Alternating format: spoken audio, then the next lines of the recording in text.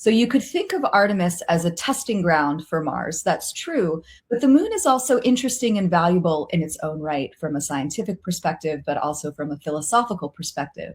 And again, what I really want to see is a peaceful and prosperous future of space, where as many people as possible benefit from this, as many companies, as many countries, as many young people benefit from this. And that's where we could be going right now with Artemis. It's just really exciting. I mean, everyone's been talking about space as this sort of really out there concept, and it's, you can't actually, it's so far out. There's not going to be types of economies or space for everyone to play. But now we're at this point where it's actually becoming reality. You're seeing private sector integration.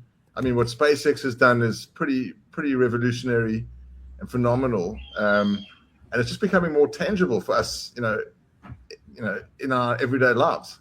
Absolutely. When you demonetize and democratize access to space, that makes a big difference. And to your point about SpaceX, that is something that company did really well, right? They went back to first principles and they asked, does it really need to cost what it has cost historically to go to space?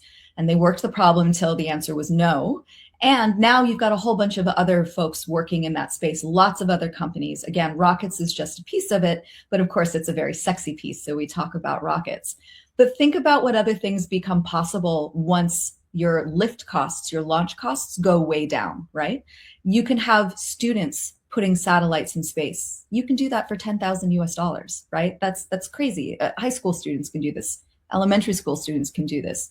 It means we can be growing cancer drugs in space. That's happening. We can be looking to do a whole bunch more experiments in space. It means now you got to power a bunch of these things. So that starts opening up opportunities in clean, reusable energy, in nuclear and other types of energy things.